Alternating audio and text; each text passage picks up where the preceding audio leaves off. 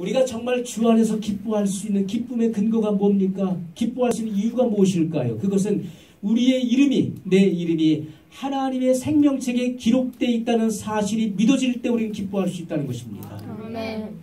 이 사실이 믿어집니까? 여러분, 우리는 우리의 힘과 노력으로 아무것도 할 수가 없는 연약한 존재예요. 우리는 다 출생한 날이 있기 때문에 지금 살고 있습니다. 우리는 태어나는 것도 내 마음대로 못해요. 야, 내가 몇 년도 몇 월 며칠에 내가 이 세상에 태어나야 되겠다 해서 태어나신 분 계십니까? 아무도 없어요. 이것은 불가항력적인 하나님의 사랑과 은혜인 것입니다. 아멘. 하나님께서 나와 의논하지 아니하시고 내가 이 세상에 존재하기 이전에 하나님은 나에 대한 계획을 세우셨어요. 그리고 하나님의 불가항력적인 사랑과 은혜 가운데 내가 이 세상에 태어났다는 것입니다. 그리고 우리가 죽는 날도 마찬가지예요. 아, 내가 몇 살을 살고 죽어야 되겠다. 몇 년, 몇 월, 며칠에 내가 이제 이 세상을 떠나야 되겠다 해서 가는 사람은 없습니다. 그것도 불가항력적으로 하나님께서 부르시면 모든 수고와 모든 하던 일들을 중단하고 우리는 하나님의 부르심 앞에 나가야 되는 것입니다. 네. 그러므로 우리는 태어나는 것도 죽는 것도 내 마음대로 내 뜻대로 할 수 있는 존재가 아니에요. 전적인 하나님의 주권 속에서 이루어지는 것입니다. 네. 그러므로 우리는 나 자신을 스스로 구원할 수가 없습니다. 나를 구원할 수 있는 분도 바로 주님이십니다. 네. 그러므로 사람으로 할 수 없는 것을 하나님은 다 하실 수 있느니라고 말씀했습니다. 네. 우리의 연약함을 주님 앞에 맡길 수 있어야 돼요. 내 이름이 하나님의 생명책에 기록되어 있다. 내가 예수님을 구주로 믿음으로 이 세상에 태어나서 주님은 복음을 듣게 하시고 회개케 하시고 예수님을 구주로 믿어 하나님의 자녀가 되게 하셨어요. 그러므로 우리의 호적이 하나님의 생명책에 기록되어 있다는 사실이 분명히 믿어질 때 우리는 늘 기뻐할 수 있는 거예요. 네. 어떤 상황을 만나든지 어떤 환경을 만나든지 우리는 늘 기뻐할 수 있어요. 기쁨의 근거가 될 수 있는 것입니다. 또 한 가지는 5절에 말씀하고 있죠. 주께서 가까우시니라. 아멘. 주님의 재림이 가깝다는 것입니다. 아멘. 주님이 다시 오십니다. 여러분, 이 우주에서 나를 가장 사랑하는 분이 계십니다. 아멘. 그 누구보다도 나를 가장 사랑하는 분이 계시는데 그분이 누굽니까? 우리의 부모님이십니까? 우리의 형제 자매입니까? 내 친구입니까? 지인입니까? 나를 낳아주신 부모님보다도 나를 더 아끼고 사랑하는 분이 계시다는 거예요. 그분이 바로 예수님이십니다. 아멘. 나 같은 죄인을 구원하기 위해서 이 땅에 오셔서 십자가에서 물 한 방울 피 한 방울 남김없이 다 쏟아 흘려주신 그 예수님이 나를 영접하기 위해서 다시 오신다는 것입니다. 아멘. 주께서 가까우시니라. 예수님의 다시 오심, 재림이 믿어진다면 우리는 어떠한 역경과 환난과 어려움 속에서도 기뻐할 수 있는 것입니다. 아멘. 기쁨의 이유가 바로 이 구원의 근거를 두고 있다는 것입니다. 내 이름이 하나님의 생명책에 기록되어 있다는 것, 그리고 나를 영접하기 위해서 예수님은 다시 오신다는 것, 이 사실이 우리가 분명히 믿어질 때 우리는 기뻐할 수 있습니다. 아멘. 여러분, 사도 바울이 말하고 있는 이 기쁨은 자연적으로 우러나는 기쁨이 아니죠. 그냥 갑자기 우러나는 기쁨이 아니에요. 무슨 좋은 소식을 들어서 좋은 일을 만나서 기뻐하는 것도 아닙니다. 이것은 주님 안에 근거를 두고 있는 분명하고도 확실한 기쁨인 것을 말씀하고 있습니다. 여러분, 빌립보 성도들은 지금 기뻐할 수 있는 상황이 아니었습니다. 기뻐할 수 있는 상황도 아니었고 도리어 기쁨을 빼앗아갈 수밖에 없는 그런 상황이었어요. 내게 있던 기쁨마저도 빼앗아가는 그런 상황. 그런 속에서도 정말 기뻐할 수 있었던 것은 바로 하나님의 말씀에 근거를 두고 있다는 것입니다. 네. 내가 받은 그 구원의 근거를 두고 있어요.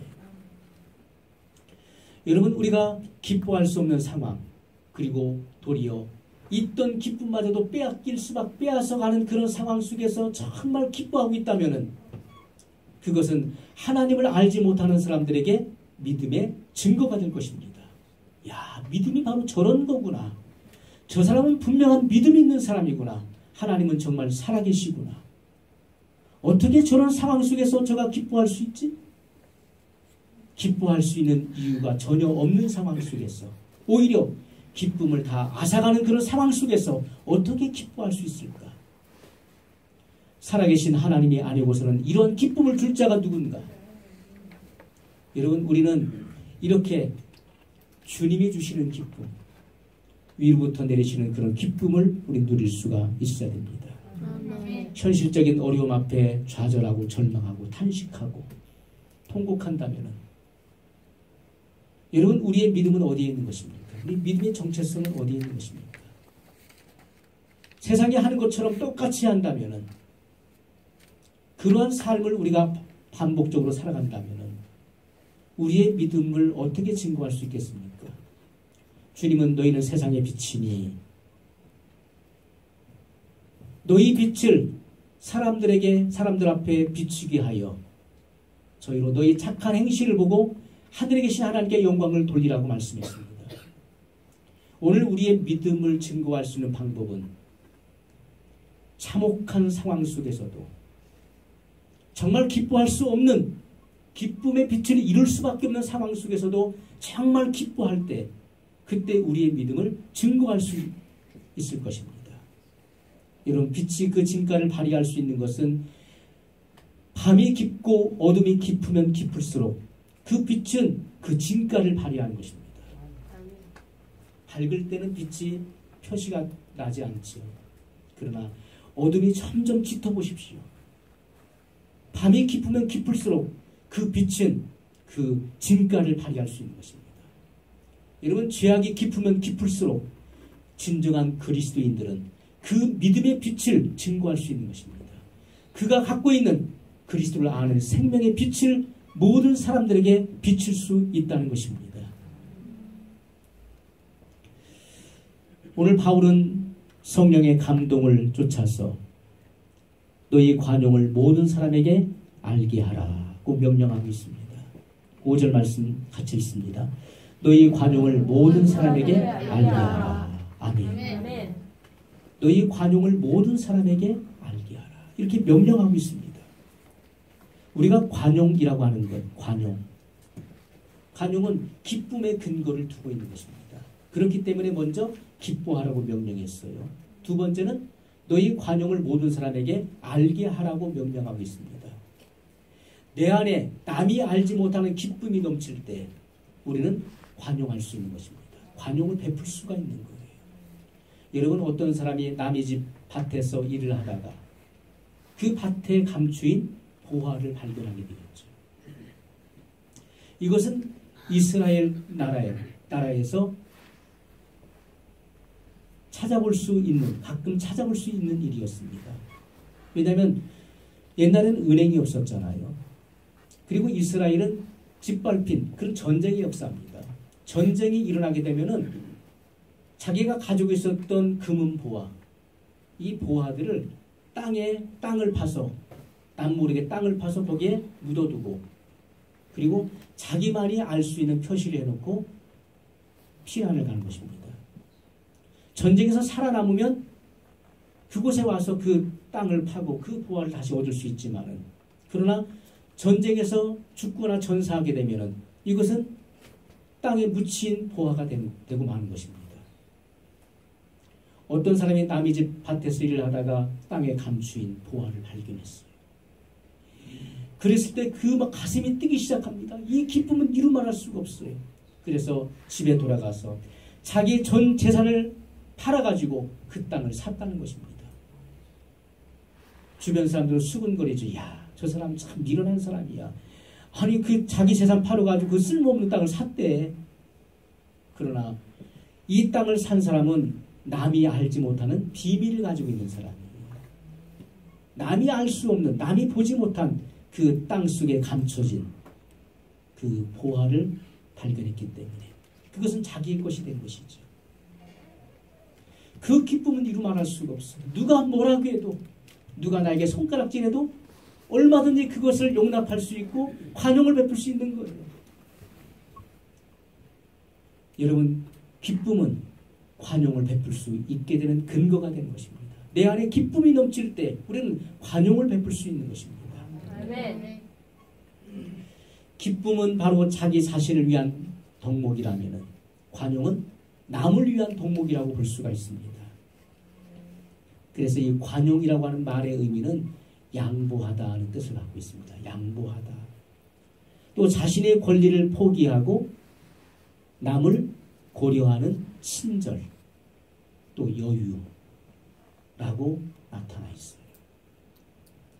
사람이 여유가 있을 때 남을 이해할 수 있는 것입니다. 마음에 여유가 없는 사람은 남을 이해를 못해요. 일방적이죠. 그러나 마음에 여유가 있는 사람은 타인을 이해합니다. 그리고 관용을 베푸는 것입니다. 자, 법적 용어가 있습니다. 그것은 오차 허용도라고 하는 용어입니다. 이건 법적 용어예요. 오차 허용도. 이것은 약간의 오차가 있어도 법적으로 허용해 주는 것을 의미하는 낱말입니다. 그래서 관용이라고 하는 것은 바로 오차 허용도. 다른 사람이 실수나 그리고 허물이 있어도 오차가 있어도 그것을 인정해주고 봐준다는 의미입니다. 봐준다. 남이 잘못하고 어떤 실수가 있었을 때 그것을 따져 묻지 않고 넘어가주는 그런 넓은 아량과 도량의 성품을 의미하는 단어인 것입니다. 그래서 관용이라고 하는 것은 다른 사람의 실수에 대해서 참아주는 인내를 말하고 그리고 남의 잘못을 눈감아주는 용서를 의미하는 것입니다. 이것이 바로 관용이에요. 너희 관용을 모든 사람에게 알게 하라고 말씀했어요. 왜요? 주님이 가까이 오시기 때문에 그렇습니다. 아멘. 주님의 오심은 심판하기 위해 오시는 것입니다. 선을 행한 사람에게는 생명의 부활로, 악한 일을 행한 자에게는 심판의 부활로 나오리라고 말씀했습니다. 주님이 오셔서 선악간에 심판하실 것입니다. 그러므로 우리는 어떠한 자세를 가져야 되겠습니까? 관용하는 자세. 아멘. 넓은 그런 마음을 가져야 된다는 것입니다. 넓은 마음. 아멘. 여러분, 큰 그릇이 작은 그릇에 담길 수는 없는 것입니다. 작은 그릇이 큰 그릇에 담기는 것이죠. 그래서 넓은 도량과 관용의 성품을 가지고 있는 사람은 많은 사람들을 수용하고 품을 수 있는 것입니다. 아멘. 그리고 그 안에서 깃들일 수 있는 것이고 평안을 얻을 수 있는 것입니다. 아멘. 우리가 이 세상을 살아가면서 어떻습니까? 때로는 세상 사람보다도 하나님을 알지 못하는 사람보다도 오히려 속이 좁고 옹졸하고 편협적이고 폐쇄적일 때가 얼마나 많이 있습니까? 그러나 주님은 주님의 재림이 가깝기 때문에 가까이 왔기 때문에 너희는 그날을 기대하면서 모든 사람을 품고 그리고 관용을 베풀라 이렇게 말씀을 하셨다는 것입니다. 아멘. 여러분, 이 관용의 모습, 인내하고 용서하는 이 모습은 바로 주님의 십자가에서 보여주신 모습이었습니다. 아멘. 예수님께서 십자가에 달려 그 모진 고통을 겪으실 때 지나가는 사람들은 머리를 흔들면서 주님을 조롱했습니다. 저가 남은 구원하면서 어찌하여 자기 자신을 구원하지 못하는가?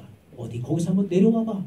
그러면 우리가 믿어줄게 하면서 주님을 조롱했습니다. 그때 예수님은 십자가 상에서 기도하셨어요. 아버지여, 저들의 죄를 사하여 주옵소서. 저들이 하는 일을 알지 못함이니이다. 이렇게 용서의 기도를 드리셨다는 것입니다. 아멘. 여러분, 우리는 십자가를 생각할 때, 십자가를 바라볼 때 여러분은 무슨 생각을 합니까? 십자가가 여러분에게 있어서 어떤 의미를 전달해 줍니까? 십자가는 고통이야. 십자가는 저주야. 신명기에 보면은 나무에 달린 자마다 저주 아래 있음이라고 말씀했기 때문에 십자가는 곧 저주의 상징이야. 구약시대 사람들은 십자가를 저주로 보았습니다. 오늘 우리들은 십자가를 바라보면서 우리는 패션 오브 크라이스트라고 하는 영화를 여러 번 봤습니다.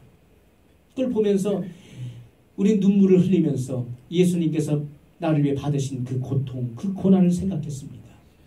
그러나 그 고난의 배후에, 그 고난 이전에 먼저 선행되는 것이 있었다는 것입니다. 그것은 바로 예수님의 사랑이었다는 것입니다. 사랑. 나를 향한 주님의 그 사랑을 우리는 볼 수 있어야 돼요. 단지 우리는 예수님께서 나를 위해 받으신 그 고통에 우리는 초점을 맞추지만은, 그러나 그 이전에 주님의 사랑을 보는 눈이 열려야 되는 것입니다. 사랑이 없이는 할 수 없었던 일이었습니다. 우리가 아직 죄인 되었을 때 그리스도께서 우리를 위하여 죽으심으로 하나님께서 우리에 대한 자기의 사랑을 확증하셨느니라고 말씀하고 있죠. 우리가 의인 되었을 때가 아니라 우리가 죄인 되었을 때 그리스도께서는 나를 위해서 십자가에 죽으심으로 하나님께서 우리에 대한 자기의 사랑을 확증하셨다고 성경은 말씀하고 있습니다. 사랑이 없이는 할 수 없는 일이었습니다. 여러분, 뜨거운 사랑, 불타는 그 사랑은 모든 수고와 그리고 고통을 감내하게 만듭니다. 어려움을 마다하지 않게 만듭니다. 그리고 이러한 뜨거운 사랑은 어떠한 고통과 어려움도 견딜 수 있게 합니다. 그것이 바로 사랑이에요. 여러분, 창세기에 보게 되면은 야곱이 외삼촌 라반의 집으로 도망을 갔지요.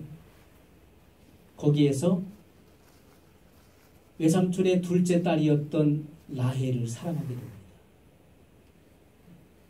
그 위에 언니는 레아였고 둘째가 라헬이었는데 레아는 알력이 없어요.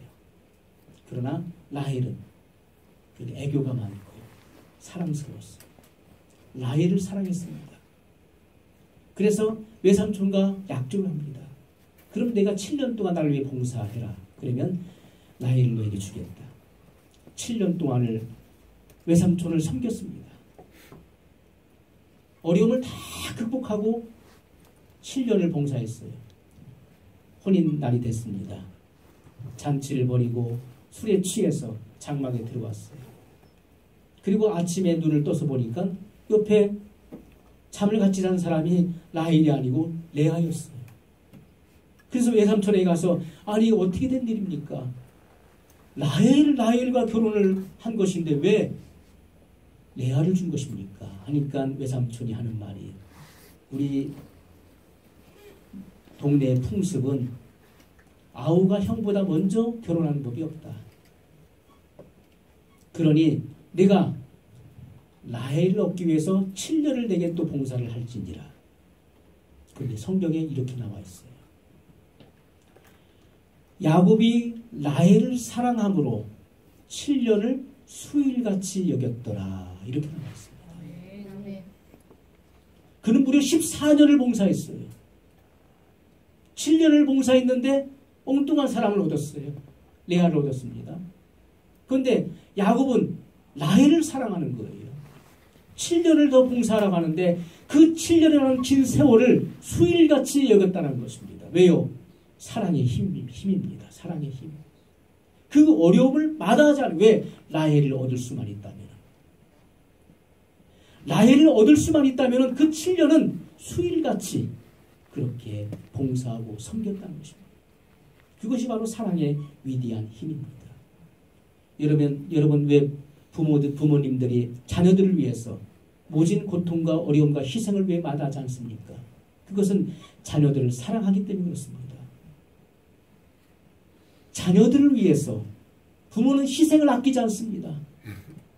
노역의 현장에서도 어려움을 감수합니다. 그러면서 자녀들이 잘 먹고 평안하고 잘 노는 것을 볼 때 거기서 기쁨을 얻게 되는 것이죠.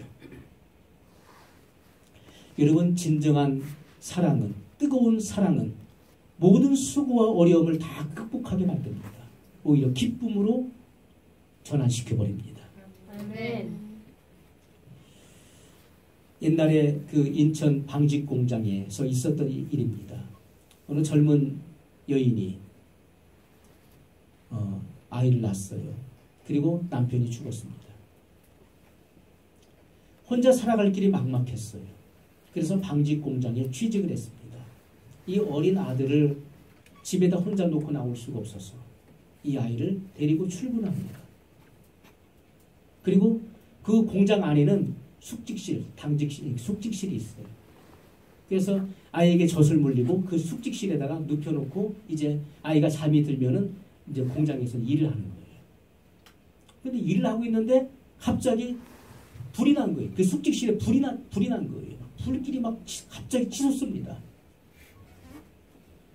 거기는 모든 사람들의 만류에도 불구하고 이 아이의 엄마는 그 불길 속으로 아이를 구하기 위해서 뛰어들어갑니다. 내가 들어가면 너도 죽는다고 막 사람들이 만류하는데도 그것을 다 뿌리치고 그 불길 속으로 들어가요. 그리고 얼마 후에 그 아이를 끌어안고 나왔습니다. 그 엄마의 온몸에 불이 붙어 있었어요.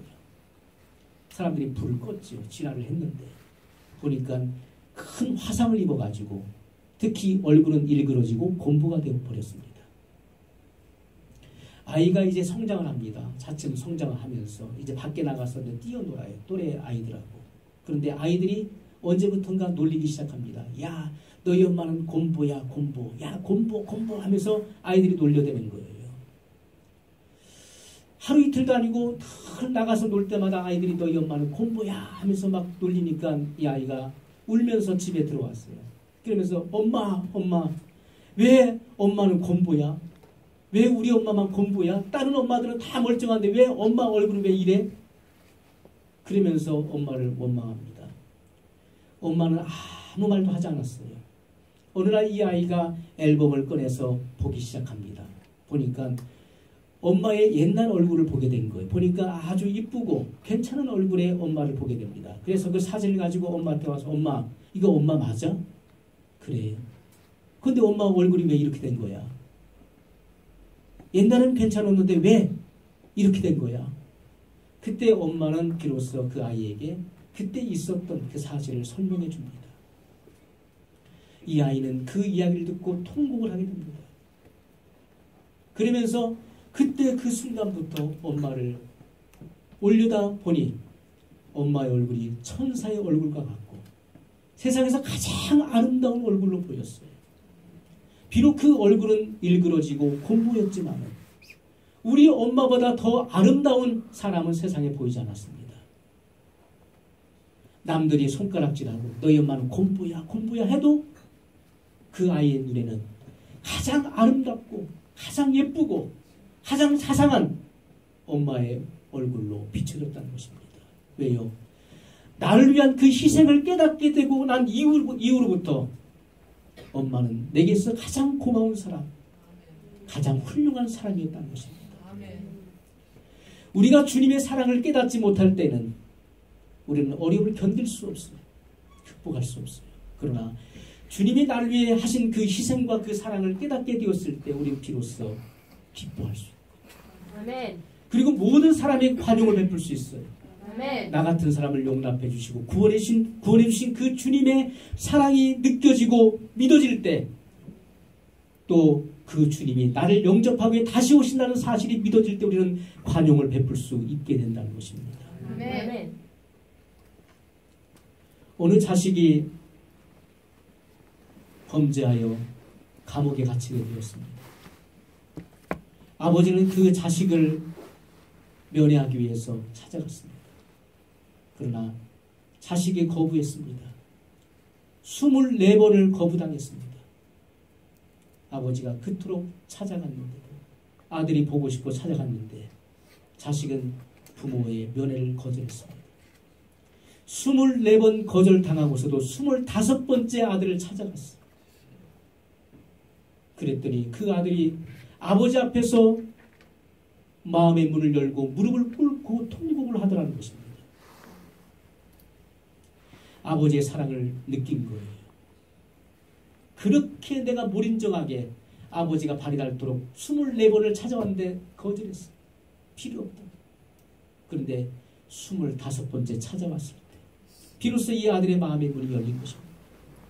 아버지가 나를 얼만큼 사랑하고 얼만큼 나를 보고 싶어하고 기다리는지 그 사실을 깨닫게 되었을 때 그 아들은 비로소 통곡하게 됐다는 것입니다.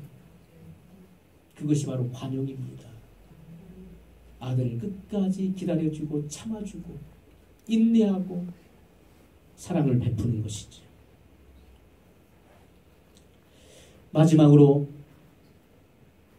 주님은 바울을 통해서 아무것도 염려하지 말고 6절입니다. 오직 모든 일에 기도와 간구로 너희 구할 것을 감사함으로 하나님께 아뢰라. 이렇게 말씀하겠습니다. 아무것도 염려하지 말라. 바울이 빌립보 성도들에게 말씀하고 있어요. 빌립보 성도들의 염려는 무엇이었습니까? 바울이 옥에 갇혀 있는 것. 여러 가지 염려의 이유가 있었지만은 특별히 교회 지도자가 옥에 갇혀 있으므로 그들은 염려하지 않을 수가 없었죠. 그런데 바울은 뭐라고 합니까? 야, 염려하지 말라. 염려하지 말라. 염려하지 말고 다만 모든 일에 기도와 간구로 너희 구할 것을 감사함으로 하나님께 아뢰라. 하나님께 너희의 모든 형편과 사정을 알려라. 그렇게 말씀하고 있어요. 여러분, 우리가 성경에 보면은 바울과 실라가 복음을 전하다가 그들이 감옥에 갇히게 됩니다. 많은 매를 맞고 감옥에 갇혔어요. 그런데 그들이 했던 일이 뭡니까? 밤중쯤 돼요. 밤중에는 더 고통스럽고 더 아픈 시간이지.